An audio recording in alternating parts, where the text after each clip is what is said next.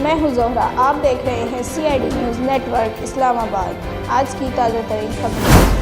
ملک میں گزشتہ 24 گھنٹوں کے دوران کرونا وائرس کی وبا سے مزید 40 افراد جاں بحق۔ وزیر اعظم نے ماحولیاتی تبدیلی مسئلے سے نمٹنے کے لیے ترقی پذیر ملکوں کو ٹیکنالوجی کی منتقلی اور استعداد کار میں اضافہ کے لیے تعاون کی فراہمی کے لیے زور دیا ہے۔ اقوام متحدہ نے صنفی بنیاد پر تشدد کے خاتمے پر زور دیا ہے کیونکہ کرونا وائرس کے احتیاطی اقدامات سے غیر محفوظ لوگوں کے خلاف تشدد کے خدشات میں اضافہ ہوا ہے۔ آئیے جانتے ہیں خبروں کی تفصیل۔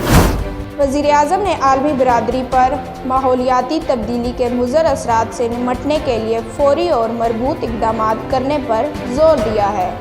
عالمی اقتصادی فورم کے زیر انتظام کرونا کی وبا سے نمٹنے اور اقتصادی بحالی کے بارے میں حکومت پاکستان کے اقدامات کے بارے میں پاکستان اسٹریٹجی ڈے کے بارے میں خطاب کرتے ہوئے کہا کہ دنیا کو شدید سیلابوں، خشک سالی، بڑھتے ہوئے عالمی درجہ حرارت، جنگلات میں آتش زدگی اور سمندری طوفانوں کے خطرات کا سامنا ہے، جو انسانیت کے لیے انتہائی خطرے کا باعث ہے۔ اعداد و شمار کے مطابق اب تک 45,999 افراد کے کرونا ٹیسٹ کیے گئے، جن میں سے 3306 افراد میں کرونا کی تشخیص ہوئی۔